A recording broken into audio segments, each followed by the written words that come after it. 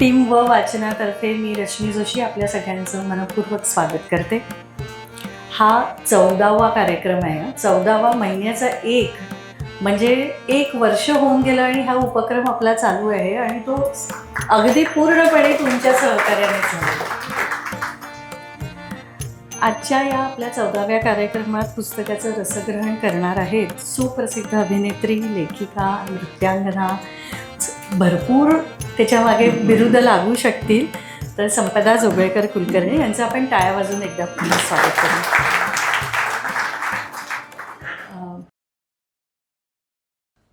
गप्पांचा इथे हजेरी लावल्यानंतर व वाचनाचा इथे येताना मी वाट पाहत होते की कधी या स्तुत्य उपक्रमामध्ये आपल्याला खारीचा वाटा उचलता येईल आणि ती वेळ आज आली. धन्यवाद धन्यवाद, सगळ्यांचे आभार मानते.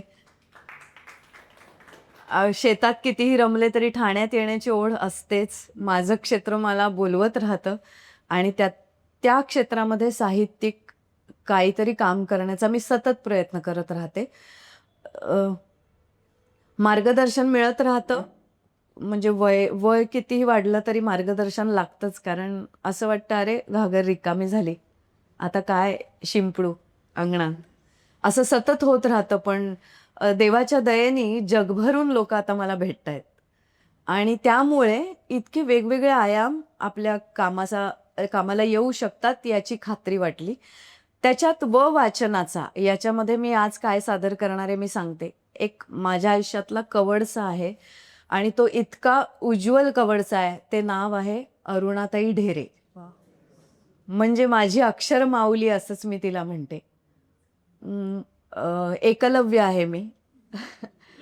कधीच आमचा असा संपर्क नाही आला की त्या शिकवतायत आणि मी शिकते किंवा त्या प्रबंधाचं काही मला मार्गदर्शन करतायत आणि मी त्यांच्या अंडर प्रबंध नाही लिहू शकले.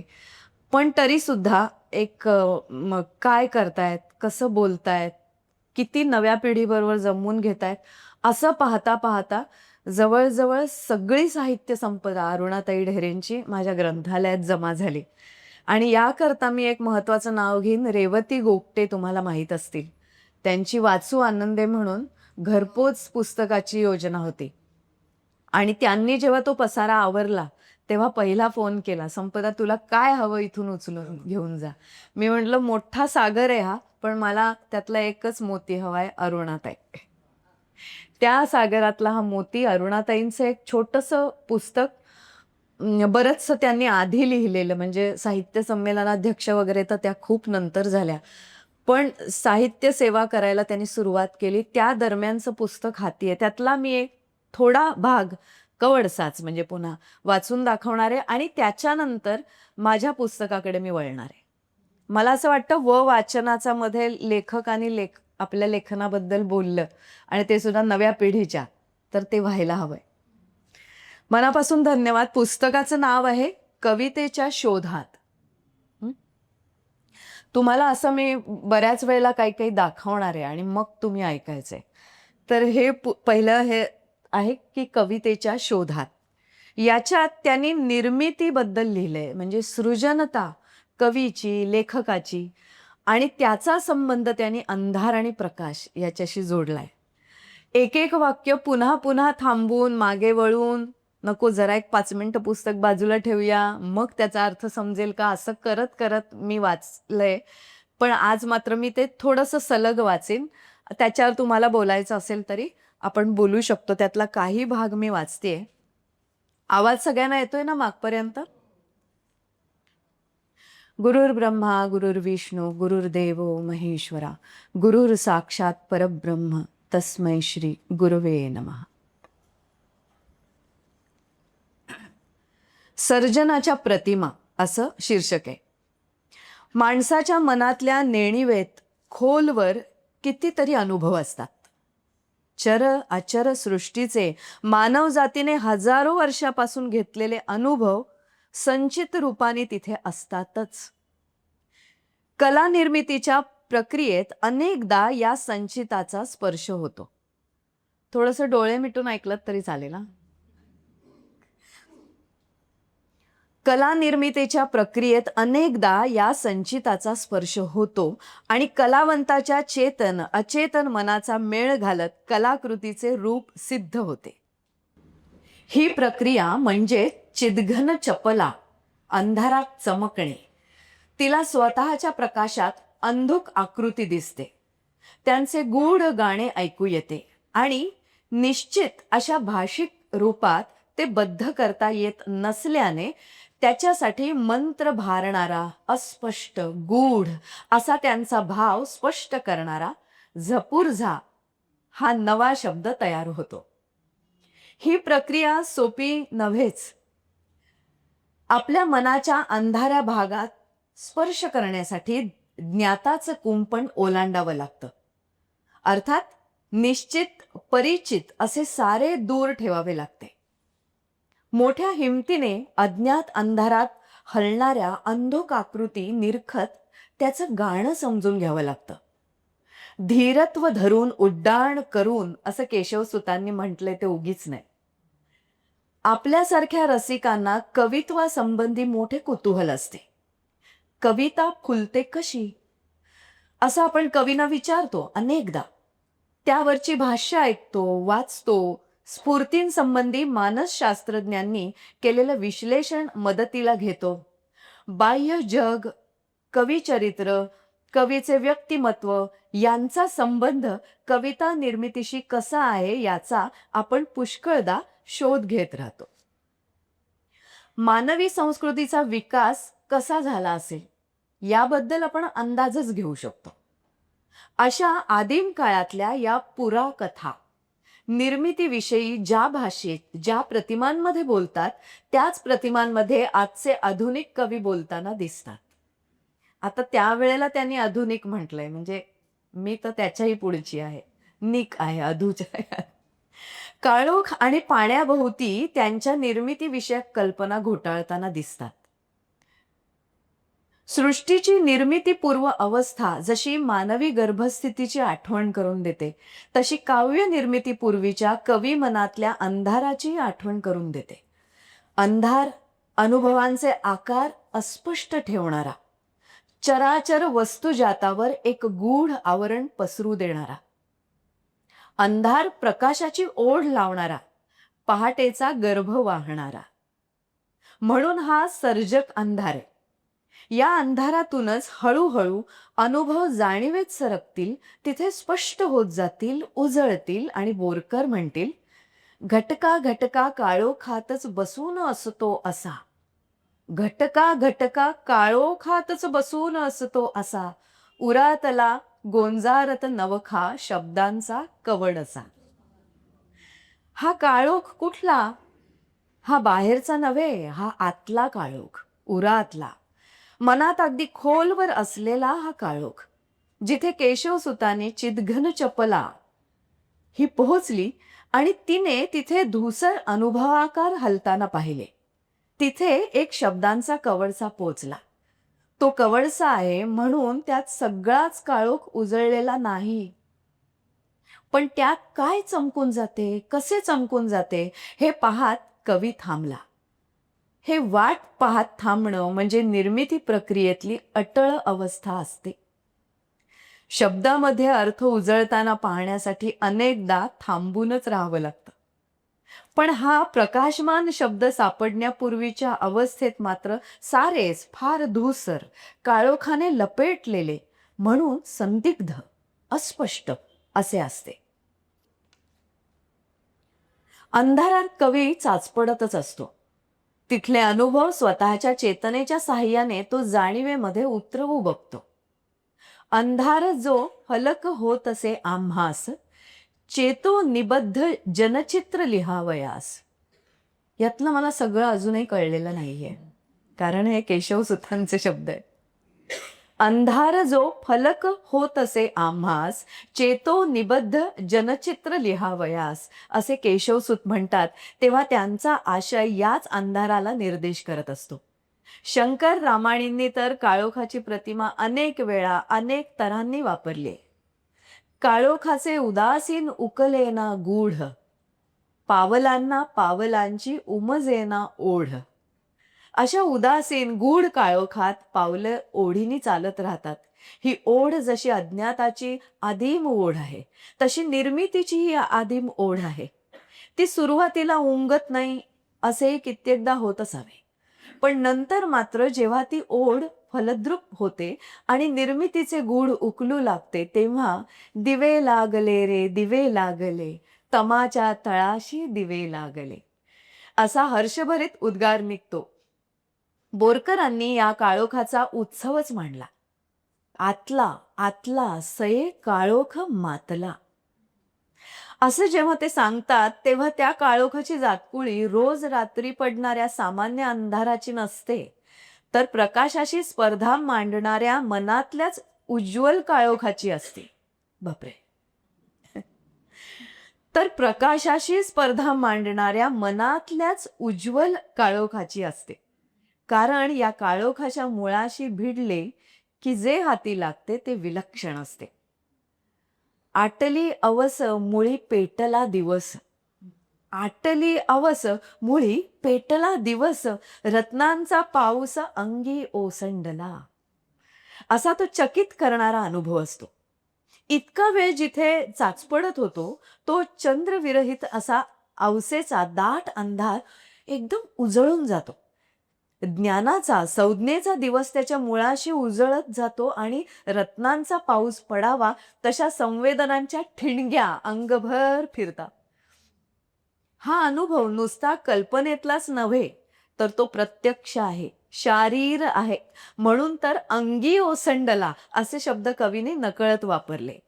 हा आतला अंधार उजळण्याचा अनुभव नेहमीच्या सर्वसामान्य अंधाराचा नव्हे असे म्हटले आहे. त्यासाठी बोरकरांच्याच आणखी एका अभंगाची आठवण देता येईल. दिवसा उजेडी अंधार घे कवे, दिवसान उजेडी अंधार घे कवे, काजव्यांचे थवे रोमरंध्री. थांबावसंच वाटतं. दिवसा उजेडी कवेत घेणारा आणि रोमरंध्रात काजव्यांचे थवे नाचवणारा हा अंधार रात्रीचा साधा सुद्धा नव्हे, तो आतला आहे, खोल मनातला निर्मितीक्षम अंधार. याच काळोखासाठी बोरकरांनी तमस्तोत्र लिहिलं. स्वतःच्या जन्मापूर्वी याच अंधाराचं अस्तित्व होतं आणि याच अंधाराचे प्रकाशाशी नाते आहे हे त्यांना जाणवलं. मानवी गर्भस्थितीतला अंधार, सृष्टीच्या गर्भावस्थेतील अंधार आणि कवितेच्या गर्भस्थितीतला अंधार एकरूप असल्याची जाणीव कवीच्या शब्दात वेगवेगळ्या संदर्भात उतरून आली. वाराकांत यांच्या कवितेत अंधाराचं वर्णन मानवी संभोगाभोवती घुटमळतानाच सृष्टीच्या जन्माभोवतीही घुटमळताना दिसतं. नासदीय सुक्ताचा आधार घेत या कवितेचा आशय संपन्नपणे मानवी मैथुनाशी निगडीत अंधारापासून सृष्टी जन्माच्या विराट कल्पनेशी जोडलेल्या अंधारापर्यंत विस्तारत जातो. दोन बाहूंच्या दोन देहांच्या गच्च आलिंगनात घुसमटणारा, दोन बाहूंच्या दोन देहांच्या गच्च आलिंगनात घुटमळणारा, गात्रातून फुटू पाहणारा, ऊन ऊन श्वासात घामेजलेला अस्ताव्यस्त अंधार. परत वाचते. दोन बाहूंच्या दोन देहांच्या गच्च आलिंगनात घुसमटणारा, गात्रांतून फुटू पाहणारा, ऊन ऊन श्वासात घामेजलेला अस्ताव्यस्त अंधार. हा अंधार म्हणजे जणू दिवस रात्रीच्या मांड्यांमधला जीवन मरण शोषून घेणारा अंधार. या अंधारात अथांग अवकाशाच्या योनी कमलात सूर्य रेतकणांसारखा हलू लागतो. वर आकाश वाकलेले आणि खाली धरणी थरथरणारे. हा अंधार संभोगाच्या, पर्यायाने निर्मितीच्या आसपासचा अंधार आहे. याच अंधारातून जन्माला येतो मानवी जीव, प्रकाशदाता सूर्य किंवा तेजाची पुतळी कविता. नासदीय सुक्ताने आणि त्या सुक्ताच्या प्रभावातून कांतांसारख्या कवीने द्यावा पृथ्वीच्या संभोगाशी दाटलेला अंधार जसा पाहिला, तसे वैदिक आर्यांनी द्यावा पृथ्वीच्या संभोगाशी जळही खेळताना पाहिला. अथर्ववेदात कल्पना आहे की समुद्रगामी नद्यांप्रमाणे सतत प्रवाही उदक द्यावा पृथ्वीच्या हालचालीतून उत्पन्न झाले. हे जळ अर्थातच निर्मितीक्षम आहे, किंबहुना ते सृष्टीकारण आहे. वेदांनी या उदकाला जगदुत्पत्तीकारक म्हणजे जगत उत्पत्तीकारक असं असणार, सृष्टी गर्भधारक आणि सृष्टी संवर्धक असं म्हटलंय. ज्यांनी त्याला हे मातृवत्सल उदकांनो असं संबोधलंय आणि आम्हालाही प्रजोत्पादन क्षम बनवा असं त्याला विनवलंय. आता एका कळीवर किंवा कीपॅडवर जेव्हा आम्ही लिहितो तेव्हा पुन्हा पुन्हा हे रियाज म्हणून वाचायला पाहिजे असं वाटतं. त्या रियाजातलंच हे पुस्तक आहे. कवींची प्रतिभा ही निर्मिती प्रक्रियेच्या संदर्भात उदकाचीच प्रतिमा वापरते. खोल मनातले हे पाणी म्हणजे जणू डोह.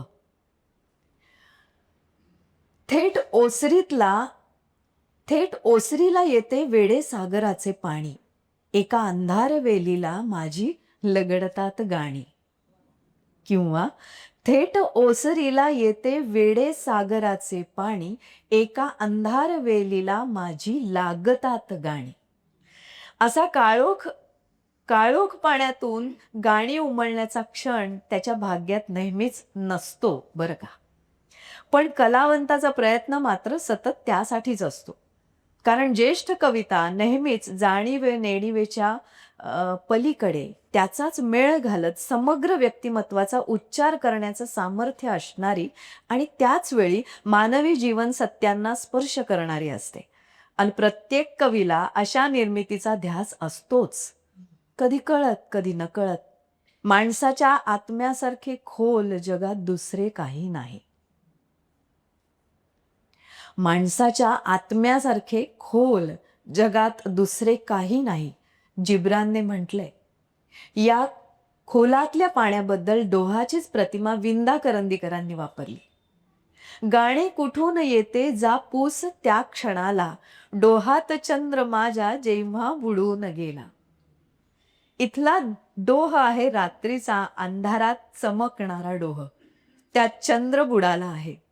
चंद्र सौंदर्याचं प्रतीक, भावनांचं प्रतीक, मनाचं प्रतीक. जाणीवेचा चंद्र जेव्हा बुडी घेतो खोल नेणिवेच्या डोहात, तेव्हा तिथून गाणं वर येतं. निर्मितीच्या त्याच क्षणाविषयी करंदीकरांना बोलायचंय असं मला वाटतं. ग्रेस कवींच्या चंद्रमाधवीच्या प्रदेशात या निर्मितीविषयीची एक सुंदर कविता आहे. गाणे हे कवितेचे नाव असं त्यांनी म्हटलंय. तेव्हा कविता गाण्याविषयीच आहे. गाण्याच्या जन्मापूर्वीची मनाची अवस्था, सर्जनाचे ओले दमटपण, संवेदनांचा तरल कोवळेपणा, हे सगळे प्रारंभीच्या कडव्यात भरून राहिले आहे. घनांनी वाकलेला मी, फुलांनी झाकलेला मी. घनांनी वाकलेला मी, फुलांनी झाकलेला मी. जरासा मंद स्पर्शाने मनाला कंप का सुटतो. आता मीशी जोडतील तर ते ग्रेस कसले. हा कंप असा अचानक अनेकदा ग्रेसांच्या कवितेत येतो. कंप पावणाऱ्या या मनात अंधार थरथरत असतो. अंधारात गार वनराई सळसळते. तिथे वाहणारी एक नदीही असते. शुभ्र फेसाळत्या धारांनी उसळी घेताना जणू तिचं हृदय ती फोडते. आपल्याच निर्मितीने आपणच छिन्न होणारी ही नदी कुठली आहे आणि या नदी अरण्याच्या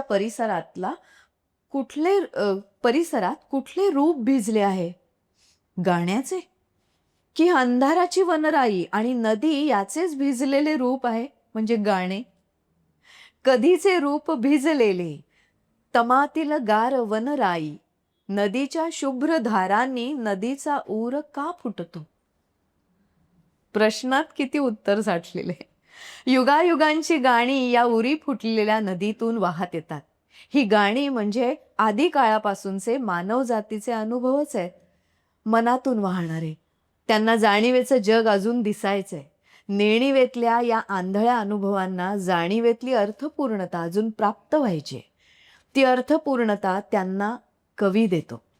तो खोल अंधारात वाकून बघतो आपल्या या युगसंचिताकडे आणि त्याची नवी चेतन संघटना करतो. त्याला कवितेत अर्थपूर्णता देतो. गाण्यांचा शब्द फुटतो तो असा, मनातून वाहणारी ही युगांची आंधळी गाणी. मनातून वाहणारी ही युगांची आंधळी गाणी, जरासे खोल बघताना गळ्यातून शब्द का फुटतो. बापरे. हे माझे अंधार प्रकाश ह्याच्यावर कितीतरी वेळा वाचताना वेगवेगळा प्रकाश सापडत जातो. असं मराठी आता कोण बोलतं. पण माझ्या सुदैवाने आज असे प्रेक्षक आहेत ज्यांनी असं वाचलंय, ज्यांनी असं ऐकलंय, आणि दुर्दैवाने असे प्रेक्षक नाही आहेत की ज्यांनी हे ऐकायला पाहिलंय. अभिजात असा भाषेचा दर्जा मिळत असताना त्यासाठी काय करायचं तर वाचनासारखा उपक्रम करायचा. त्यामुळे मनापासून सगळ्या टीमचे आभार मानते. आता मी जे वाचलं ती सगळी उलघाल जी आहे किंवा असं अंधारात बुडून जाणं जे आहे, डोहाचा तळ शोधणं आहे, हे असंच होतं का हे मला शब्दात नाही मांडता येत. पण असं काहीतरी अस्वस्थता होत होती आणि शेताच्या बांधावर, कधी झोपाळ्यावर, कधी घराच्या अंगणात माझ्या, कधी ओसरीवर, पडवीवर मी जे लेखन केलं त्यातले कवडसे मी तुम्हाला वाचून दाखवणार. गुंफी येला शेला हे माझं पुस्तक, ज्याला आता 4 वर्ष झाली, आणि हे फक्त मी नाही बरं का, माझ्यासह 3 मैत्रिणींनी मिळून, म्हणजे आम्ही हा कोविडच्या वेळेला भयावह स्थितीला एक अर्थपूर्ण अर्थ देण्यासाठी हा उपक्रम सुरू केला. त्याआधी आम्ही 4 सख्य 24 नावाचं पुस्तक असंच चौघींनी केलं. मी त्या तिघींची नावं सांगते. एक मी, डॉक्टर सोनाली लोहार, हर्षदा बोरकर आणि डॉक्टर निर्मोही फडके, असं आम्ही चौघी त्या डोहात डुंबून झालेलं आहे. आणि हे जे पुस्तक आहे, या पुस्तकाची संकल्पना सांगते आणि पुढे जाते, कारण मला तुम्हाला सगळ्यांना या संकल्पनेत गोवायचं आहे आणि तुम्ही मला तो प्रतिसाद द्यायचा आहे, या अपेक्षेने मी हे वाचन करते आहे. या वाचनातलं एक चित्र मी तुम्हाला दाखवणार आहे. मला वाटतं आज एवढा हॉल आहे की तुम्हाला चित्र शेवटपर्यंत दिसेल. अदरवाईज मी स्क्रीनवर हे दाखवते. तुम्हाला दिसतंय हे काय काय आहे यात?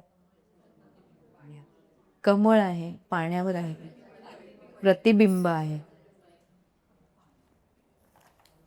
आता हे पुस्तक जे आहे ते चित्रकारांकडनं आम्ही हे चित्र, म्हणजे मी निवडलं चित्र गुगलवरनं, पण नव्या म्हणजे तरुण मुलांना यात सामील करून घ्यायचं म्हणून पुन्हा नवीन मुलांकडनं ते चित्र साकारून घेतलं, वॉटर कलर पेंटिंग्स करून घेतली आणि ते चित्र मी ग्रुपवर टाकायचे आमच्या चौघींच्या, आणि 8 दिवसाची मुदत असायची आणि केवळ 20 वाक्यांची गोष्ट लिहायची. आता ह्या 20 वाक्याच्या गोष्टी म्हणजे माहिती आहे ना तुम्हाला, स्वल्पविराम, अवतरण चिन्ह, या सगळ्यांचा आम्ही आधार घेऊन मग 20 वाक्याची केलेली आहेत. याचा प्रतिसाद असा मिळालाय की आता रील्सवर आलो ना आपण. पहाटेपर्यंत चालणारी संगीत नाटक कुठे, आणि आता मी 2.25 तासाचं संगीत मत्स्यगंधा करते, कुठपर्यंत आलो आपण. पण आता तर आपण काही सेकंदाच्या रील्सवरनं पुढे पुढे जातो. तर असं वाटलं हा जो टप्पा आपण इथून इथे आलो, याचाच लेखक म्हणून काय करता येईल. म्हणजे अजून तो वेळ कमी करावा अशी माझी इच्छा नाही, पण वाचा, थोडक्या वेळात का होईना पण वाचूया.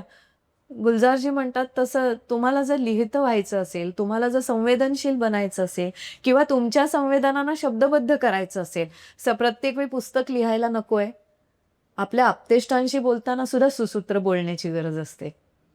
अशा वेळेला असा रियाज व्हायला पाहिजे, आणि म्हणून 20 वाक्यात आपल्याला आपली प्रतिमा मांडता येते का, कवितेच्याच तोडीचं मला असं वाटतं हे काम आहे. तुम्हाला मी चित्र दाखवलं.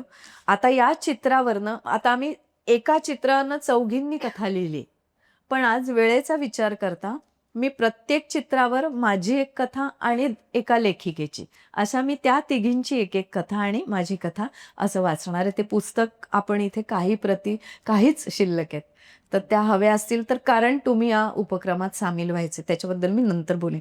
तुम्ही चित्र पाहिलं? कमळ, प्रतिबिंब, छान निळं दिसणारं पाणी. आणि हे चित्र काढलेलं आहे चिन्मय जोशी, तुम्हाला माहीत असेल, सोनिया परचुरे यांचा शिष्य आणि स्वतः एक आर्टिस्ट आहे. त्यांनी हे काढलेलं चित्र आहे. माझी कथा आहे अरे रे. आता आपण अंधार, प्रकाश, डोह वगैरे सगळं वाचलंय. त्या डोहात एक सुळकन मासोळी चमकून जाते, तशी ही थोडी अशी कथा आहे. कथेचं नाव आहे अरे रे. आज पहाटे पहाटेच वंसबाईंनी मला अगदी चापून चोपून काठपदरी नऊवार नेसवली. म्हणजे काळ बघा 1950च्या यादीचा असेल. आज पहाटे पहाटेच वंसबाईंनी मला अगदी चापून चोपून काठपदरी नऊवार नेसवली. तशी लगोलग सासूबाईंनी केसात खोवायचं सोन्याचं कमळ दिलं. त्यांच्या सासूबाईंनी त्यांना गृहप्रवेशाच्या वेळी दिलं होतं म्हणे. किती सुंदर होतं ते. अगं आई ग, वंसबाईंनी हा खोपा घातलाय का काय केलंय? वर हे सोन्याचं कमळ खोवलंय आणि तेही टोचतंय आता मला. त्यामुळे डोकं थोडं दुखायला लागलंय. हे डोकं त्या खोचलेल्या कमळामुळे दुखतंय की आपल्या मंगलेनं डोक्यात सोडलेल्या किड्यामुळे दुखतंय? डोकं दुखतंय हे नक्की. बापरे, वंसबाईंना तो विचारांचा किडा दिसला नसेल ना. या माझ्या वात्रटपणासारख्या वाक्यावर चला पद्माबाई आटपा लवकर, सासर आहे हे, असं म्हणत आत्ता आईनं माझ्या पाठीत धपाटा घातला तेव्हा मी तंद्रीतनं जागी झाले. पण आज मी सोक्षमोक्ष लावणारच आहे. कारण इकडून बघण्याचा कार्यक्रम झाला तेव्हापासून ते विवाह सोहळा पार पडेस्तोवर त्या मंगलाचा एकच धोशा, तुझे हे हसतच नाहीत का? तुझे हे हसत का नाही? इथवरच होतं तोपर्यंत ठीक होतं, पण नंतर तर सगळ्याच मैत्रिणी त्यावरून तर्कवितर्क करायला लागल्या. एक दिवस तर मंगला म्हणाली, त्यांना बहुधा पुढचा दात नसेल. एक रट्टा दिला तर खिदळायला लागली. त्यांना बोलताना हसताना पाहिलंस का असं विचारून आई, तात्या, काकू, दादा सगळ्यांकडून आडून आडून जाणून घ्यायचा मी प्रयत्न केला. पण माझ्या वेडगळ प्रश्नांना घरचे सगळे नावच ठेवत होते. तेव्हा असं वाटलं की दादा काही बाई सांगतो ना त्या विलायतेसारखं आपल्या इथे हवं होतं. तिथे कसं विवाहाआधी पती पत्नींना भेटता देखील येतं म्हणे. आणि त्यात भरीसभर म्हणून विवाहाला 2च दिवस राहिले होते. त्या सकाळी तर मी घाबरूनच उठले, कारण हेच स्वप्नात आले ना माझ्याकडे पाहून मोठमोठ्याने हसतायत. पण स्वप्नातही हसताना त्यांचा हात त्यांच्या तोंडावर आला. मला त्यांचे दात काही नीट दिसलेच नाही. अंतरपाटाच्या आडून पाहिलं, लाजो होम होताना पाहिलं, दादानं त्यांचा कान पिळला तेव्हा त्यांचं उघडलेलं तोंड पाहिलं, कंकण सोडवताना पाहिलं.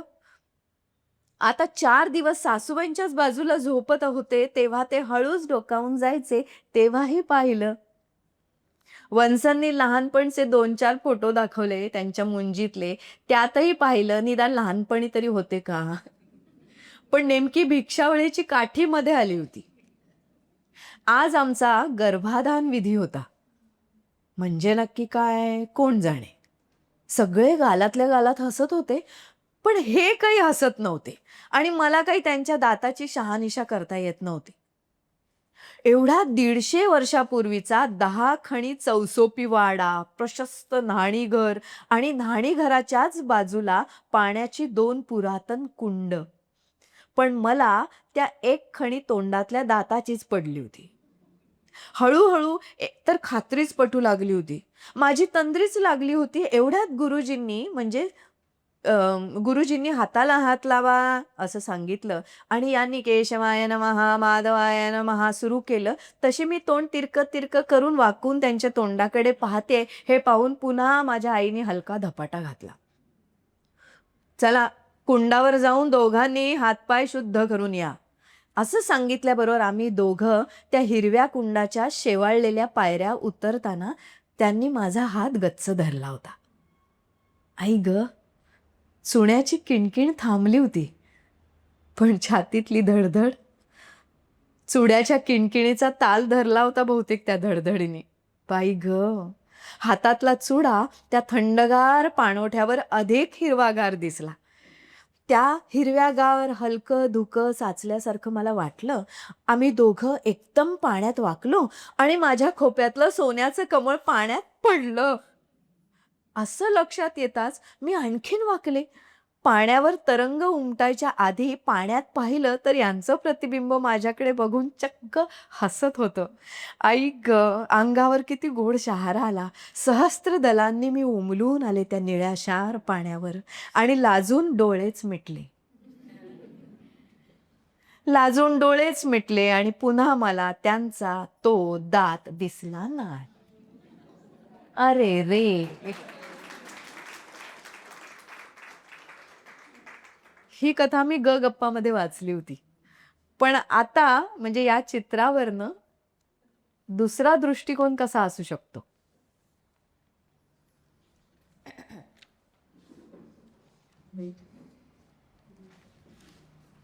हर्षदा बोरकर यांची मॅचिंग नावाची कथा आहे याच चित्रावर. कथेचं शीर्षक मॅचिंग. अगं हे काय भलतंच घालून घेतलंयस? आरशात बघून घे एकदा स्वतःला. ब्युटिशियन मैत्रिणीचं ऐकावं ग. जरा तुला लूज सोडलं ना तर तिथेच घोटाळत बसतेस. अगं, मेकअप, हेअर कलर, त्रिभुवन दासचा डायमंडचा set, mustard yellow georgette with white gold border sari आणि त्यावर हे काय असं भलतंच गळ्यात घातलंयस? आरशात बघितलंस ना किती मिसमॅच दिसतंय ते. सोहानं अगदी मन लावून जीवाभावाच्या मैत्रिणीला लग्नविधीसाठी तयार केलं होतं. पण तिच्या गळ्यातला जुन्या पद्धतीचा तन्मणी पाहून ती भलतीच अपसेट झाली होती. मृणालनं मात्र हाच तन्मणी लग्नात घालायचा म्हणून छान पॉलिश करून घेतला होता. चंदेरी केसांच्या सुरकुतल्या चेहऱ्याच्या आजीच्या मांडीत बसून मृणाल आजीची लाकडी पेटी पाहत असे. आजीनं निगुतीनं जपून ठेवलेले मोलाचे जिन्नस त्यात होते. मृणाल, हा तन्मणी, मधोमध गुलाबी रंगाचं कमळ पाहिलंस? तुझ्या आजोबांनी 60 शांतीला घेतलेलं. पण खूप दिवस पैसे साठवून, बरं का, म्हणून खूप मौल्यवान आहे तो. कारण त्या प्रत्येक मोत्यात, खड्यात, तारेत मला फक्त प्रेमच दिसलं. मी तुझ्या आईला सांगितलंय तुझ्या दोन्ही भावांच्या बायकांना कुठले कुठले दागिने द्यायचे ते, पण हा गुलाबी कमळाचा तन्मणी मात्र मी खास तुझ्यासाठी ठेवलाय. आजीनं मृणालच्या गळ्यात तो तन्मणी घातला आणि आरशात पाहिलं दोघींनी. साईसारख्या मऊ ओंजळीत मृणालचा चेहरा धरून कपाळावर ओठ टेकवले होते आजीनं. जगातून निघून जाताना आपण सोबत काहीच घेऊन जात नाही म्हणतात, पण आपल्या खास गोष्टी ठेवून जातो आणि त्यातूनच इतरांकरता आपल्या आठवणी जिवंत ठेवतो. सोहाच्या डोळ्यात बघत मृणाल म्हणाली, या तन्मणीसोबत मी अख्खं माहेर घेऊन जाणारे सासरी. सोहाच्या डोळ्यातून पाणी वाहू लागलं, पण ती मृणालला धमकावत म्हणाली, हां, मी दोघींच्या वाटणीचं रडते. तू प्लीज मेकअप सांभाळ ग, तू रडू नको.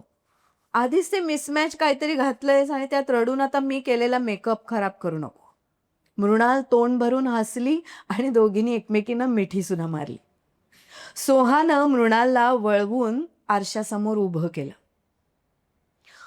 मुन्नू, आरशात फक्त आपण फिजिकल ॲपिरियन्स पाहतो नाही का ग?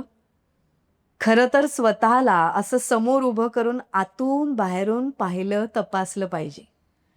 बघ ना, तुझ्या बाहेरच्या अटायरला तन्मणी मिसमॅच वाटतोय, पण तुझ्या मनातल्या भावनेला कसला परफेक्ट मॅच झालाय.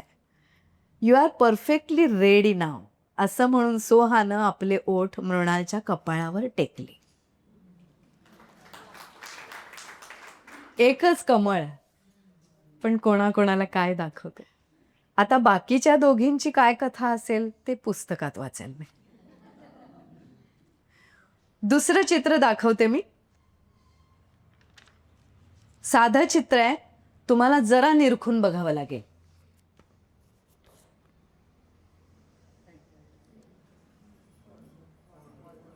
काय दिसते? चित्रकाराने मुद्दाम त्या सगळ्या धूसर सोडल्या आहेत. हा, कंटाळाला म्हणून सोडलेल्या नाही आहेत त्या. साधं चित्र आहे ना.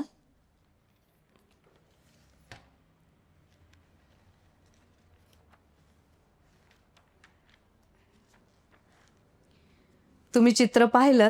माझ्या कथेचं शीर्षक आहे हँग ऑन. मी ज्या क्षेत्रातली आहे त्याच्याशी निगडीत आहे. ओ नो, अजून कशी आली नाही ही. I am waiting for my turn. असा स्टँडवरच्या हँगरवर लटकणाऱ्या कॉस्ट्युममधून एका सुपर एक्सायटेड स्कार्फचा आवाज आला. तशी सगळ्या हँगरमध्ये सळसळ झाली. ॲल्विन, एक सुपरहिट ॲक्ट्रेस, आणि तिच्या आता सुपरहिट ड्रामामधली ही सर्व वस्त्रमंडळी म्हणजे कॉस्ट्यूम. एव्हाना मगाचाच तो सुपर एक्सायटेड ऑलिव्ह ग्रीन कलरचा स्कार्फ वाट पाहण्याच्या तंद्रीमध्ये शिट्टी वाजवू लागला तेव्हा तेव्हा सिल्कच्या पार्टी गाऊनच्या कमरेवर रुळणाऱ्या बेल्टनं पटकन स्कार्फच्या चुणीवर मारल्यासारखं केलं आणि म्हणाला, ओ चुप रे, या थिएटरचे स्पीकर कसे करकरतायत बघ. आणि आणि म्हणे, हे पॅरिस, कोणते डायलॉग चाललेत काही कळत नाहीये. तू आणि त्यात. एसीच्या वाऱ्यावर उडत इकडे तिकडे बघत स्कार्फ म्हणाला, ही स्टेला पण ना अजून कशी आली नाही. कुठेतरी बॅकस्टेजला डुलकी काढत असेल. ही हेअर ड्रेसर आहे की कोण आहे. ॲल्विन एखाद दिवस ना तिला नक्की फैलावर घेणार आहे. Hello hello, Thomas Thomas. याला काय ऐकू जाणार आहे. कायम त्या माल्टाच्या मागे मागे करत असतो रास्कल. आपल्या दोन्ही हाताने टाळ्या वाजवत तो हे बोलत राहिला. पण आज ना सॉलिड मजा येणार आहे. कारण मगाशीच ॲल्विन कोणाला तरी फोनवर सांगत होती की पॅरिसमधल्या हाऊसफुल शोची मजाच काही वेगळी आहे. पार्टी गाऊनचा पिंक कलर चिडून थोडा रेड झाल्यासारखा वाटला. म्हणाला, ए hang on, please stop your चटरपटर. तसा त्या स्कार्फवर त्याचा थोडा रागाचा परिणाम झाला. कारण कारण काय, 4 सीनमध्ये हा ऑल्विनच्या गळ्याला मिठी मारून बसलेला असतो. Her favourite colour and all. Alvin नेहमी त्या थॉमसला बजावणार, प्लीज कीप धिस केअरफुली, हां, दिस इज माय फेवरेट. मी काय, शेवटी 10 मिनिटच. अर्थात पण कर्टन कॉलचा मान आपल्याला मिळतो. हा, त्यातल्या ओव्हरकोटला काहीच पडलेली नव्हती. हा, नेहमीसारखा घुश्यात आणि तोऱ्यात, कॉलर कशी स्टिफ, कोणाशी घेणं नाही देणं नाही. तुम्ही कोणी हेल्प केली तर हा स्टँड थोडा डोअरजवळ घेऊन जाऊ असं कोणीतरी म्हणालं. बहुतेक स्कार्फ असावा. आणि यावर चक्क ओव्हरकोटनं पहिल्यांदा तोंड उघडलं. हाव. स्कार्फ म्हणाला, तुमची व्हील पॉवर आणि स्टँडची व्हील पॉवर वापरून. यावर एवढा वेळ शांत असणारा व्हाईट शर्ट फिसकन हसला. एवढ्यात डोअरमधून या ग्रीन रूममध्ये काही मंडळी धावत आली.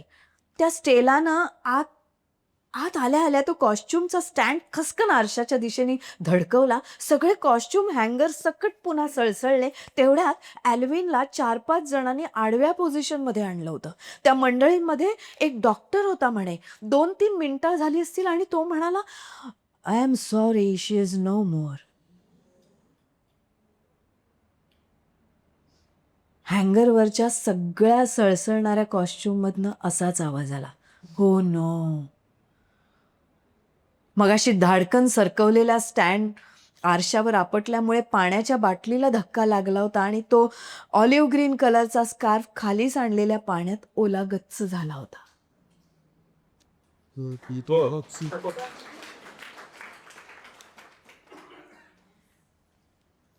आता हेच चित्र हर्षदा बोरकर लिहितात. बॉडी क्रीम असं शीर्षक आहे. मोठ्या नव्या बंगल्यात कामही वाढणार आणि आबही वाढवायला हवा म्हणून नोकरांची संख्या वाढवण्यात आली. त्यातच झरीना मेमसाबच्या हाताखाली शोभना स्वयंपाकिणीची लेक शालिनी रुजू झाली. सकाळचं कॉलेज आटपून शालिनी रोज बंगल्यावर येऊन झरीनाची छोटी मोठी कामं करू लागली. केसांना तेल लावून देणं, पावलांना मसाज करणं, कपड्यांना इस्त्री करणं वगैरे वगैरे. मलई सारख्या मऊ आणि नितळ कांतीच्या मेमसाप सोबत वावरताना शालिनीला झरीनाबद्दल कुतूहल तर वाटायचंच, पण अनामिक आकर्षणही वाटू लागलं होतं. आफताब साहेब कामानिमित्त बरेचदा देश परदेशात जात असत, पण जेव्हा केव्हा बंगल्यावर असत तेव्हा झरीना मेमसाबला घेऊन पार्ट्यांना जात असत. बाहेर पडताना गोऱ्या पान सुंदर मेमसाब जो सुळसुळीत झुळझुळणारा सिल्कचा काळा बुरखा घालत त्यावर एकदा तरी मनसोक्त हात फिरवावा असा मोह शालिनीला होई. पण कितीही अप्रूप वाटलं तरी शोभनाच्या संयमी संस्कारांना तिनं असं ओलांडू दिलं नाही. जिथे आणि जेवढं काम असे तेवढंच ती करायची. पण या कामामुळे एवढ्या श्रीमंत रुबाबदार घराण्याला जवळून पाहण्याची संधी मिळाली होती शालिनीला. शालिनी तशी खूप बडबडी, पण झरीना मेमसाब एकदम शांत, अबोल, स्वतःतच अडकलेली. आफताब साहेब आले की शालिनीला फार काम नसे. मग ती आईला स्वयंपाकघरात मदत करायची. आफताब साहेब गेले की मात्र एक काम वाढायचं. मेमसाबच्या अंगावर जिथे जिथे लाल चट्टे उठलेले असायचे त्यांना बॉडी क्रीम लावून द्यायचं. एक दिवस बंगल्यात बातमी पसरली की आफताब साहेब नव्या मेमसाबला घेऊन येणार आहेत. बंगल्यातली नवी खोली उघडली गेली आणि झरीना मेमसाबच्या देखरेखीखाली शालिनी नवी बेडरूम सजवू लागली. नवे पडदे, नव्या चादरी, नवे गालिचे, नवे टेबल क्लॉथ, नवे टॉवेल, नवे साबण, सगळं सगळं नवं. मिटल्या तोंडानं झरीना नवी खोली सजवून घेत होती.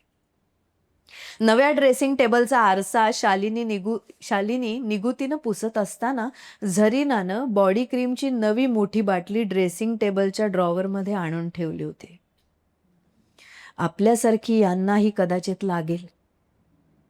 नव्या मेमसाबसाठी आफताब साहेबांनी पाठवलेले भारी रंगीत कपडे झरीनाने शालिनीच्या मदतीने कपाटात असे हँगरला नीट अडकवून घेतले. मेमसाब, तुमच्या सूटसारखेच सुंदर रंग आहेत ना? काही उत्तर न देता काळ्या रंगाचा सिल्कचा बुरखा झरीनानं स्वतः शेवटच्या हँगरवर अडकवला. त्याच्यावर हलकेच हात फिरवला आणि मान फिरवून ती तिच्या खोलीत निघून गेली. शालिनी हे सारं पाहत होती. कपाटातल्या सगळ्या कपड्यांकडे नजर टाकून तिनं दोन्ही हातांनी कपाटाची दार घट्ट बंद केली. ती ड्रेसिंग टेबलच्या आरशासमोर पुन्हा उभी राहिली आणि गुडघ्यानंच तिनं उघडा राहिलेला बॉडी क्रीम ठेवलेला ड्रॉवर बंद केला. तिच्या कुडत्याच्या गळ्याशी आईनं रफू करून दिलेल्या शिवणीवरून तिनं समाधानाने बोट फिरवलं. हे रफू कापडावर आहे, शरीरावर नाही, ही आपली श्रीमंती. आणि झरीना मेमसाबच्या चेहऱ्यावर कधीच न दिसणारं हसू शालिनीच्या सावळ्या चेहऱ्याचं सौंदर्य वाढवत होते.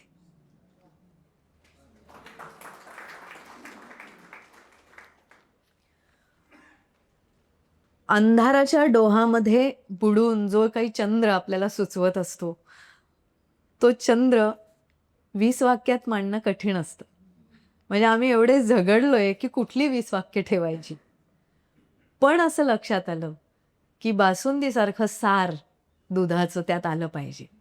आणि मग आमची चळवळ सुरू झाली. आता हे चित्र आहे, दिसतंय तुम्हाला? काय आहे? आणि आणि पीस कसं आहे? पांढरं आहे.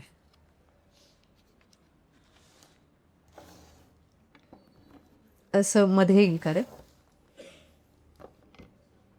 असं ठेव. थांब, ह्याला आहे स्टँड.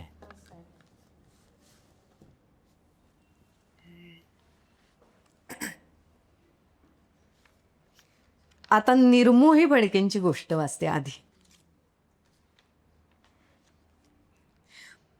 इंग्लिशचे शर्मा सर 9वीच्या वर्गात PG वुडहाऊस यांची द व्हाईट फेदर ही गोष्ट सांगताना म्हणाले, पूर्वी युरोपीय देशात सैन्यातल्या भ्याड पुरुषांना त्यांच्या भित्रेपणाचं प्रतीक म्हणून पांढरं पीस देत. सगळ्या वर्गात कायमच भित्रट म्हणून चेष्टेचा विषय ठरलेल्या लहानग्या आफताबच्या बेंचवर दुसऱ्या दिवशी कोणीतरी एक पांढरं पीस ठेवलं आणि बाजूला लिहिलं व्हाईट फेदर. भित्र्याला भेट. दोस्तांकडून असं सतत अपमानित होणारा आफताब हळूहळू आपल्याच कोशात बंद होत गेला, जिथे त्याला अचानक काही अल्फाज गवसत गेले आणि त्याची लेखणी शायरी लिहू लागली. पुढे कॉलेजमध्ये गेल्यावर ह्या काहीशा लाजाळू पण उभरत्या शायराच्या बेमिसाल शायरीनं मुलींसकट सर्वांना वेड लावलं आणि आफताबला मोठमोठ्या मुशायरांची मैफिलीची निमंत्रणं येऊ लागली. एका मोकळ्या बागेत रंगलेली अशीच एक शायराना संध्याकाळ. मंचावर अनेक प्रसिद्ध शायरांसह आफताब बसला होता आणि इतक्यात त्याच्या समोर वाऱ्यावर उडत उडत आलेलं एक पांढरं पीस पडलं. ते उचलून त्याच्याकडे पाहता पाहता उत्स्फूर्तपणे त्याला एक शायरी सुचली. त्यानं ती लगेच सादर केली आणि त्या सुंदर शीघ्र काव्यावर सगळ्यांची वाहवा मिळवली. परतीच्या प्रवासात कवी रवींद्र त्याला म्हणाले, बेटा आफताब, ऐसा ऐसा मानते हैं कि इन सफ़ेद पंख के जरिए आपका देवदूत आपको संदेश देता है कि वह आपके आसपास ही है.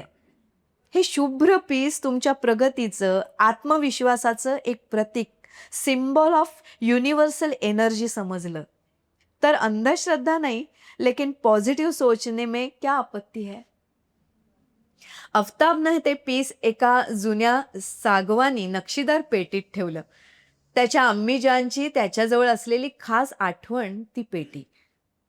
फिल्म स्टुडिओमध्ये शूटिंग करता लागणारी अनेक प्रकारची लहान सहान प्रॉपर्टी पुरवण्याचा वडिलांचाच व्यवसाय आफताबनी पुढे चालू ठेवला होता. अनारकली एक अफसाना या फिल्म करता प्रॉपर्टी लिस्टमध्ये 100 पांढऱ्या पिसांची ऑर्डर आली. तेव्हा आफताबला पिसाच्या या योगायोगाचं आश्चर्यच वाटलं. ती पिसं इतर काही सामान असं घेऊन तो किरदार स्टुडिओत गेला. तेव्हा अनारकलीचे निर्माते आमिर कुरेशी आणि दिग्दर्शक अनवर खान हे सलीम अनारकलीच्या रोमॅन्टिक सीनबद्दल चर्चा करत होते. अचानक तिथेच सुचलेली एक शायरी आफताबनं भराभर लिहून काढली, धीर करून आमिर अनवर यांना दाखवली. तेव्हा ते दोघेही आफताबची प्रतिभा, उर्दू हिंदी भाषेवरचं त्याचं प्रभुत्व पाहून दिग्मूढ झाले. अनारकलीवर बेपनाह मोहब्बत करणारा सलीम प्रेमाचं प्रतीक असलेला गुलाब आणि शुभ्र धवल पीस तिला देतो आणि आपलं प्रेम कुबूल करत तिच्याकरता हे गीत गातो. हा हा म्हणता संगीतकार तौसिफ यांनी या शायरीला अप्रतिम स्वरसात चढवला आणि त्या अनवट गीतानं आफताबला अनारकलीचा गीतकार म्हणून स्वप्ननगरीचं दालन खुलं करून गेलं. Award for the best lyricist of the year goes to Mr. Aftab Roshan for the song सफेद पंख है इब्तिदा ए इश्क मेरा. फिल्म अनारकली एक अफसाना पुरस्कार सोहळ्यात अनाउन्समेंट झाली. एकच जल्लोष, टाळ्या, फोटो. काय बोलावं ते न सुचल्यानं आफताब गैरवरून इतकंच म्हणाला, त्या गीतातल्या सफेद पंखला, शुभ्र धवल पिसाला हा माझा पहिला पुरस्कार समर्पित.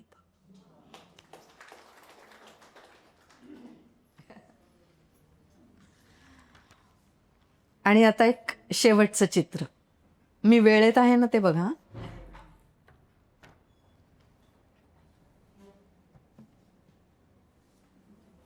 Ana lá a sociedade assim, o título de casa.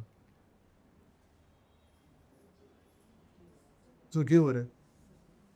बुद्धिबळ आहे ना. आत्ता हे पिसाचं चित्र सुद्धा आपल्या चिन्मय जोशींनी काढलंय. आणि हे बुद्धिबळाचं चित्र पूजा रायबागी यांनी काढलंय. या ॲक्ट्रेस आहेत आणि माझ्या संगीत मत्स्यगंधामध्ये त्या काम करायच्या. याच्यावरची मी माझी कथा वाचली नाही ना, पिसावरची. नंतर वाचते, कारण आहे. आता आपण या चित्रावर वाचूया. कथेचं शीर्षक आहे प्याद. श्रीकांत, बदलीची ऑर्डर निघते तुझी उद्या. डिसिप्लिनरी ॲक्शनचंही चाललंय. अजूनही वेळ गेलेली नाहीये. त्या कॅन्डिडेटला रिलीज कर आणि पक्षाध्यक्षांची जुजबी माफी मागून टाक. बाकी सगळं मी इथे मॅनेज करतो. मंत्रालयातून समीरचा फोन आला तेव्हा श्रीकांत पोलीस स्टेशनलाच बसला होता. सिलेक्शन झाल्यावर त्याचं हे दुसरंच पोस्टिंग होतं. राजकीयदृष्ट्या धगधगता जिल्हा आणि ऐन निवडणुकीच्या तोंडावर झालेली ही पोस्टिंग मतदानाच्या दिवशी सत्ताधारी पक्षाचा प्रत्यक्ष उमेदवारावरच केंद्राबाहेर मतदारांना दमदाटी करतो हे समजल्यावर श्रीकांतनं स्वतः जाऊन त्याला उचलून लॉकअपमध्ये टाकलं आणि तेव्हापासून जिल्हा पेटला. कायदा आणि सुव्यवस्था राखण्याची शपथ घेतली मी मित्रा. आता जे काही होईल ना ते कायद्यानं होईल. I will not give up to this pressures. मग माझं काही होऊ दे. श्रीकांतनं शांतपणे सांगितलं तेव्हा समीरला भरूनच आलं होतं. काळजी काय होईल याचं, या नव्या युवकाचं. ते दोघे शाळेपासूनचे मित्र. श्रीकांत सुरुवातीपासूनच असाच. तत्वांशी तडजोड नाही म्हणजे नाही. तो पोलीस सर्व्हिसमध्ये गेला आणि आपण इथे मंत्रालयात. इथे पावलोपावली फक्त आणि फक्त तडजोडच. खरं तर आपण सरकारी अधिकारी म्हणजे निव्वळ पटावरची प्यादी. आपल्याला हलवणारे ते अदृश्य हात दुसरेच. श्रीकांत सारख्या एखाद्या प्यादानं हलायला नकार दिला की त्याला सरळ बाद करून अंधाऱ्यात डब्यात ढकलून द्यायचं. मग खेळ परत सुरू नवीन सोंगट्यांसोबत. नाही सर, तो ऐकत नाहीये. समीर सामंतला बोलायला सांगितलं होतं त्याच्याशी. त्याचाच मित्र आहे ना तो. मी बदलीची ऑर्डर आजच काढतोय सर. हां, आपला एखादा माणूस बसवतो जिल्ह्याला, काळजी करू नका. हे तरुण डॅशिंग अधिकारी वगैरे यांना ना सिस्टीम काय आहे कळायला वेळ लागतो. नॉमिनल डिपार्टमेंटल एन्क्वायरी करून मग निलंबितच करू सर. तुमचा अपमान म्हणजे आमचा अपमान. मी करतो सगळं व्यवस्थित सर. अप्पर सचिव पक्षाध्यक्षांशी बोलत होते. पल्लू, ट्रान्सफर होतेय. कदाचित पुढे सस्पेन्शन सुद्धा होईल. मला आज घरी यायला उशीर होईल. इकडचं पेपरवर्क व्यवस्थित करून घेतो आणि मग निघतोय. कळलं ना? पल्लू म्हणते, श्री डोंट वरी, मी तयारीतच आहे. सामान बांधायला घेते. आणि ऐक श्री, मला तुझा अभिमान आहे. हां, तुझी अर्धांगिनी असण्याचा अभिमान तो वेगळाच. फोन ठेवून पल्लवीनं भिंतीवरच्या श्रीकांतच्या युनिफॉर्ममधल्या फोटोकडे प्रेमानं बघितलं. एका प्यादानं बंड पुकारलं होतं. एका लढाईची सुरुवात झाली होती. ही कथा डॉक्टर सोनाली लोहार यांनी लिहिली. याच चित्रावरची माझी कथा आहे.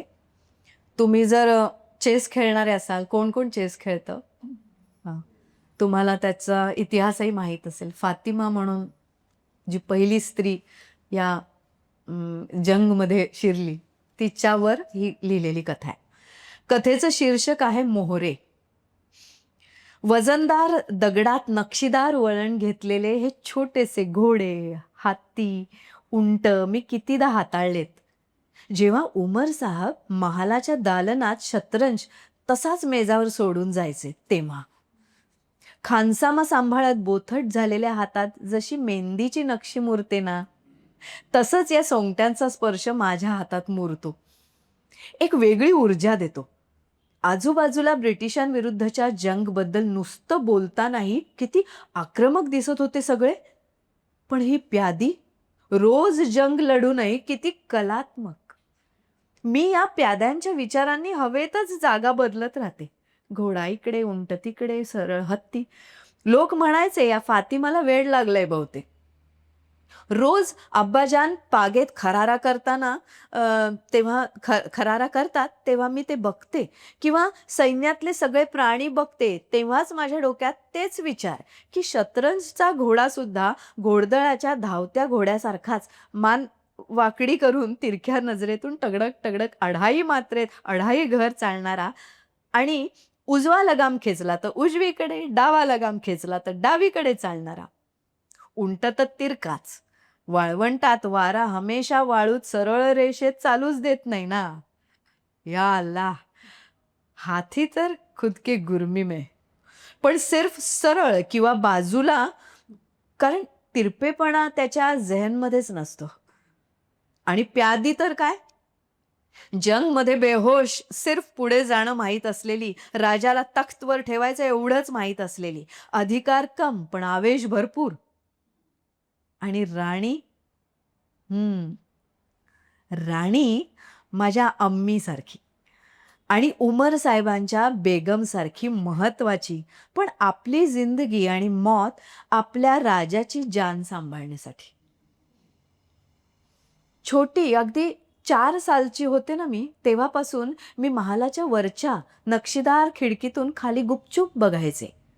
उमर खान साहेब कोणाशी शतरंज खेळत असायचे तेव्हा, म्हणजे पहिले तर मी हैराण व्हायचे हा विचार करून की हाती, घोडा, उंट यांच्यात एक औरत म्हणजे ती राणी काय करते.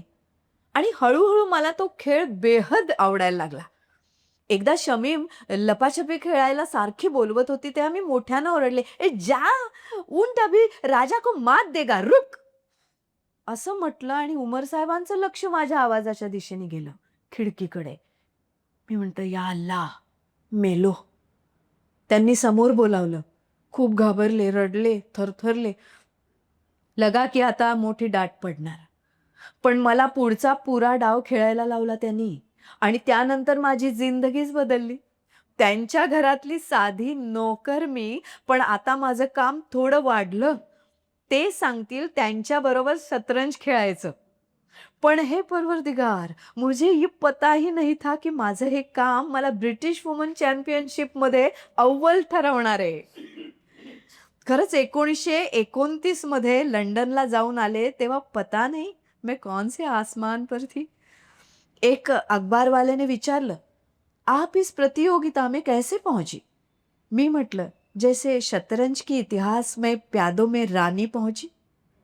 माझ्या या हजर जबाबी उत्तरामुळे मला अजून काम करावं लागलं. ते म्हणजे मी जॉर्ज साहेबांच्या क्वीन मेरी नाही शिकवायला लागले.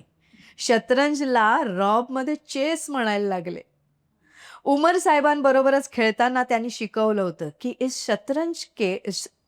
शतरंज से बहुत कुछ सीख मिलती है. इसमें सीधा साधा सैनिक प्याद जेव्हा आगेकूच करत शत्रूला मात करत त्याच्या आखरी हद्दीत पोहोचतं तेव्हा तो तिथून हाती, घोडा, उंट या राणीचं बळ मिळवतो. तो प्याद राहत नाही, मोहरा बनतो. सच में मला समजलं, जन्मानं मी कोणीही असो, समोरच्या मंजिलच्या अखेरपर्यंत घुसलात ती आग, शक्ती आणि मान मरातब आपोआप मिळतं आपल्याला. म्हणून तर खुद को शतरंज की फातिमा क्वीन इस मोहर से पहचान जाती हूँ.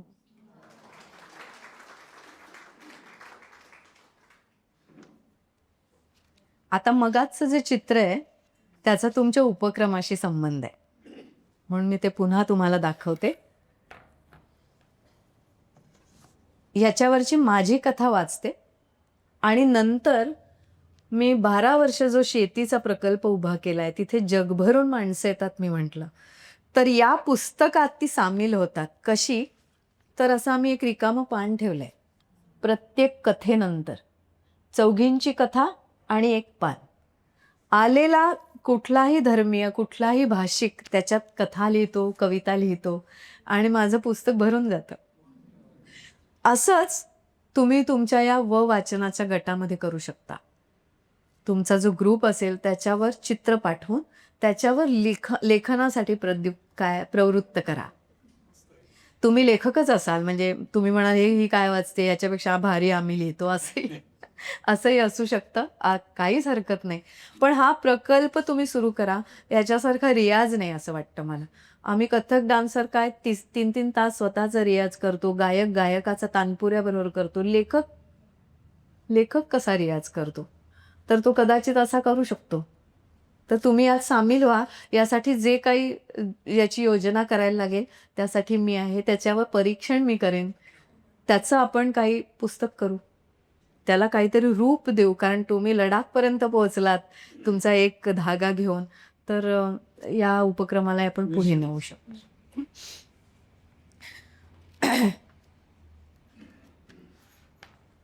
पुन्हा ते चित्र, पांढरशुभ्र पीस आणि काळा अंधार. आत्मसन्मान कसा असतो, कसा दिसतो, कुणी पाहिलंय? NASA space shuttle mission STS-87 Spartan satellite पृथ्वीला 252 फेऱ्या, 362 तास यशस्वी प्रवास आणि अचानक यंत्रणेत बिघाड. हो, यंत्रणेतच बिघाड झाला यावर मी कल्पना चावला ठाम होते. हाताळणीत कोणतीही चूक नाही तेव्हा चौकशी समिती नेमाच, कारण मी निर्दोष आहे याची मला खात्री आहे. अमेरिकेच्या कोलोराडो युनिव्हर्सिटीनं मला PhD दिली ती केवळ कागदाच्या बुद्धिमत्तेवर नाही किंवा पोपट पंचीवर तर नाहीच नाही, माझ्या योग्य निर्णय क्षमतेवर एकेकाळी विश्वास असणाऱ्यांनी नीट चौकशी करा. त्याच देशाने तिला दिली ना PhD. नीट चौकशी करा. अर्थात विस्टन स्कॉट आणि तकाओ दोई या दोघांनी घेतलेली मेहनत आणि पत्करलेला धोका यामुळेच आम्ही सुखरूप पोहोचलो, यात काही शंका नाही. मला आदर आहे त्यांच्याबद्दल. 5-6 वर्षांनी निकाल लागला आणि माझी निर्दोष मुक्तता झाली. सत्यमेव जयते पुन्हा एकदा सिद्ध झालं. माझी हार म्हणजे माझ्या भारताला खजील करणारी गोष्ट हा एकच विचार घोळत होता, पण निकालानंतर माझ्या आनंदाला पारावार उरला नाही. नंतर 2003 मध्ये कोलंबो STS-107 मिशनवर मी स्पेसमधल्या वजनविरहित वातावरणाचा मानवीय जड शरीरावर काय परिणाम होतो याचं संशोधन करण्यासाठी नियुक्त झाले. परत वाचू. वजन विरहित वातावरणाचा मानवीय जड शरीरावर काय परिणाम होतो याचं संशोधन करण्यासाठी नियुक्त झाले. यशस्वी होऊन परतताना पृथ्वीवर पोहोचले, पण अग्नीच्या प्रचंड लोळासमवेत. खरं सांगायचं तर तत्कालीन भयानंतर मात्र मी खूप शांत, निरामय आणि भावविरहित झाले होते, मानवीय जडत्व सोडून. आमचे अवशेष इथे तिथे विखुरले, पण मला खात्री आहे ते भस्म नव्हते. तुम्हाला काय वाटलं? तो माझा मृत्यूकाल होता? मुळीच नाही. माझ्या दृष्टीनं खरा माझा मृतकाल होता STS-87च्या वेळी माझ्यावर आरोपाचं ग्रहण लागलं होतं ना तेव्हा. परंतु त्या सत्व परीक्षेच्या, अग्निपरीक्षेच्या शुद्धीकरणानंतर मला कोणताच अग्नी जाळू शकणार नव्हता. टेक्सासवर उतरला तो माझा भावविरहित शुभ्र पिसासारखा हलका आत्मा. हो, भावंडांनी जिला प्रेमानं मोटू म्हटलं होतं ती आता अंतराळ विश्वात 51826 कल्पना चावला या उल्केच्या रूपानं जिवंत आहे. परंतु माझा आत्मा आत्मसन्मानाचा शुभ्र रंग लेवून विहरतोय, तनुरुहा, पंखापासून विलग, भूमीपासून अलग पिसासारखा.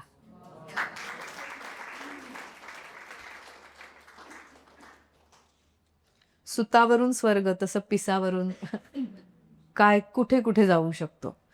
म्हणजे मला नेहमी असं वाटतं जसं त्या लेखात म्हटलं की खोल डोहात, पण त्याचबरोबर खोल जाता जाता एका वेगळ्या उंचीवर, एंडलेस उंचीवर सुद्धा आपण जात असतो विचार करताना. कोणी ते लिहितं, कोणी नाही लिहित, पण विचार आपण करत राहतो. आता हे मी शेवटी का ठेवली होती त्याचं कारण सांगते. तुम्हाला संगीत दिग्दर्शिका आणि खूप मोठ्या गायिका वर्षा भावे माहीत असते, बरोबर? लिटिल चॅम्प्सना त्या मार्गदर्शन करायच्या, ही एक छोटी ओळख आहे त्यांची, पण त्या अविरत शास्त्रीय संगीताची सेवा करतायत आणि अतिशय हिरे आपल्याला देत आहेत. त्या माझ्या इथे राहायला आल्या होत्या आणि ते पुस्तक दे ग तुझं, असं म्हणून त्यांनी पुस्तक घेतलं. मी म्हटलं काय करतेस वर्षा मावशी? मी कथा लिहीन एक. म्हटलं त्या पुस्तकातच पान आहे. काय सांगते असं म्हणून तिला ते दाखवलं. ती म्हणाली पण मला हे पुरणार नाही ग, म्हणून तिने पान घेतलं आणि कथा लिहिली. ती मी वाचते, कारण या नंतरच्या कार्यक्रमांमध्ये कदाचित तुमची कोणाची कथा असेल. पुन्हा हेच चित्र. कथेचं शीर्षक दिलंय मुठभर माया. फार पूर्वी गुरुदेव रवींद्रनाथ टागोर यांनी एक कविता आणि तिचा अर्थ रवींद्रनाथांची एक कविता मी ऐकली होती आणि तिचा अर्थ ऐकला होता. पुस्तकातील पिसाचं चित्र बघून मला ही सुचली मुठभर माया, असं त्यांनी लिहिलं. सकाळच्या कोवळ्या उन्हात छोटी हिरणमयी एकटीच खेळत होती. सकाळची गडबडीची वेळ. दादा आणि बाबा दोघेही बाजारातल्या त्यांच्या कचेरीत जाण्याच्या गडबडीत. भैयाचं स्कूल, त्याची तयारी. पण हिरणमयी म्हणजे हिमाला हिरणमयी म्हणजे तिला त्याच्याशी काहीच घेणं देणं नसतं त्या गडबडीशी. कारण तिला नव्हती शाळा की नव्हतं ऑफिस.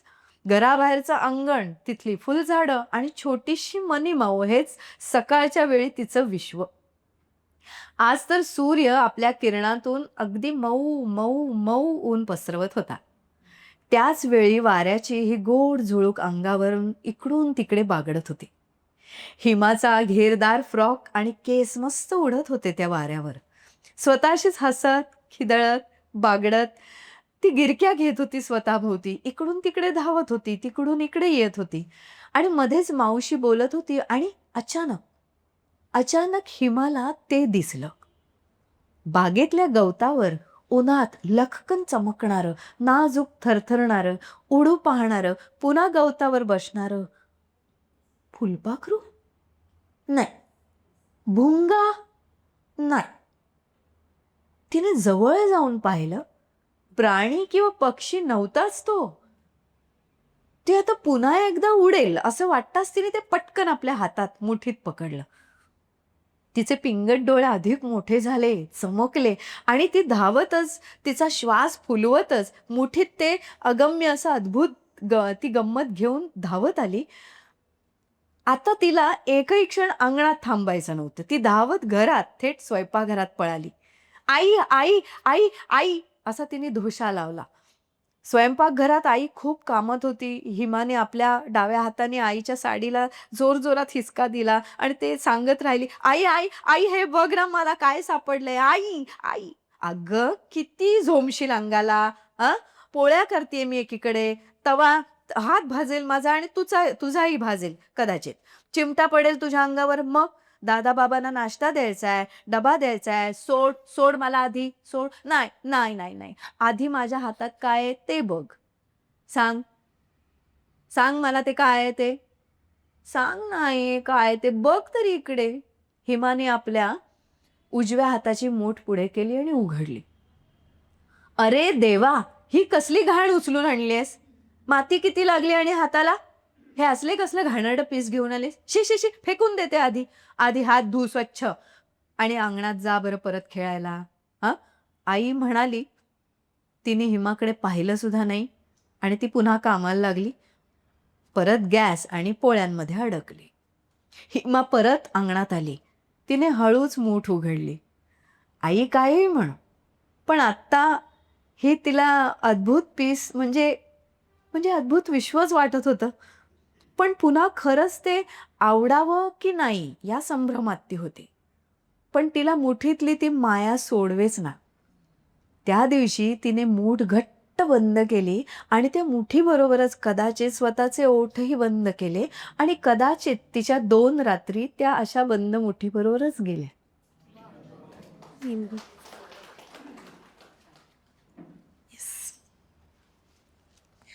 हे पुस्तक आणि या पुस्तकाबरोबरीने आमचा हा सगळा उपक्रम आहे. या उपक्रमात तुम्ही सामील व्हावं असं वाटतंय. ग्रंथाली प्रकाशनाने माझ्या शब्दाला एवढा मान प्रत्येक वेळी दिलाय की तू निवडून आण कथा, आपण ह्याचीच दुसरी आवृत्ती काढू. जिथे जिथे मी वाचनासाठी जाते तिथे तिथे हा प्रस्ताव घेऊन जाते. तुम्ही मला कसं सामील व्हाल ते सांगा.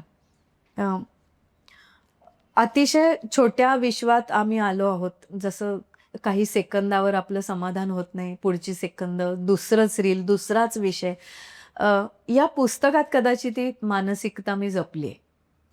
म्हणजे आनंद नाडकर्णी, डॉक्टर आनंद नाडकर्णींबरोबर मी या पुस्तकाची चर्चा केली. त्यांची प्रस्तावना आहे सुरेख ह्याला. तेव्हा त्यांनी सांगितलं की हे सुद्धा काम मोठं आहे संपदा. कारण असं की जेवढे तुकडे विचारांचे आणि मनाचे पडतायत त्या तुकड्यांना सुद्धा पैलू पाडता येतात की. त्याचा सुद्धा हिरा बनवता येऊ शकतो, हे या पुस्तकात तू प्रयत्न करतेस. आणि मला असं वाटलं की आता असं तुकड्या तुकड्यात विभागलं जाणारं मन, लेखक, कवी, जे कोणी आपण आहोत, त्यांनी सुद्धा तुकड्यात का होईना हा विचार करायला हरकत नाही. म्हणून तरी वाचा. मनापासून धन्यवाद. मी माझ्या वेळेत आहे. हा, 5 मिनिटं मी याची तालीम केली आहे, वेळ लावून. की वेळेच्या बाहेर नाही जायचं, 5 मिनिटं तुम्हाला बोलायला माझ्याशी वेळ मिळावा म्हणून. डॉक्टर निर्मोही फडके, डॉक्टर सोनाली लोहार, हर्षदा बोरकर आणि मी, आमच्या चौघींच्या प्रत्येक कथा आहेत. त्यामुळे 12 चित्र, 12 48 कथा. आणि तुम्ही लिहित जाल तशा त्या अजून 12 त्यात ॲड होतील. याचा साहित्य संमेलनामध्ये खरं तर आमच्यापर्यंत कोणी पोचतच नाही. अजूनही विंदा करंदीकर, वसंत कानेटकर नाटककार म्हणून, कुसुमाग्रज हे म्हणजे दीपस्तंभ आहेत. परंतु एका साहित्य संमेलनाला आपल्या चतुरंगच्या संपादिका शुभदा चौकर यांनी विषयच नवीन मंडळी काय लिहित आहेत याच्यावर मांडला होता. आणि त्यांनी आपल्या दोन्ही पुस्तकांची त्याच्यात उल्लेख केला होता की नवी लोकांनी वाचावं म्हणूनही काही काही प्रयोग करतायत. तर तेही आता संमेलनांमधनं मांडले गेले पाहिजे. मला असं वाटलं की दृष्टी करणारे खूप आहेत, पण दृष्टी टाकणारा पण पाहिजे. तसं म्हणजे आता किरण येले माझा आवडता कवी आहे. किती वर्ष मी अजून किल्ले मागचेच दाखवू, ते तर आहेतच उत्तुंग, पण पुढे कसे जाणार आपण. आणि आमच्या याला ना खूप फाटे फुटत आहेत की सगळी मनोरंजनाची प्रचंड साधनं आहेत, त्याच्यात आम्हाला तग धरून बसायचं आहे. त्यामुळे जास्त जबाबदारी आहे. आत्तापर्यंत आपण सगळं जे काही ऐकतोय तर तो अनुभव कसा आहे. इथे पांढरं पीस आहे, पण तुमच्या मनामधून मोरपीस गेलंय ना. तर हा अनुभव असाच छान का आहे ह्याचं अजून एक कारण आहे की अक्षर माऊली जिथे अरुणा ढेरे आहेत, तर तिथे हे प्रेक्षकांपर्यंत, श्रोत्यांपर्यंत पोचवणारी ही व्यक्ती तितकीच उत्कृष्ट आहे. तर त्यामुळे अरुणा ढेरेंच्या ह्याच्यामधून आणखीन जे काही पोचलं आमच्यापर्यंत, तर ह्या सगळ्यातनं हा खरं कार्यक्रम संपू नये असं वाटण्यासारखं. पण कोणी हलत नाहीये, फक्त सगळेजण ऐकतायत. तर संपू नये असं जरी वाटलं तरी वेळेचं बंधन आहे. तर हा कार्यक्रम इथे संपला असं जाहीर करते. त्याबरोबरच काही पुस्तकं आणलेली आहेत, ती सवलतीच्या दरामध्ये मिळतील. तर तुम्ही डायरेक्टली इथून घेऊ शकता. हो, धन्यवाद.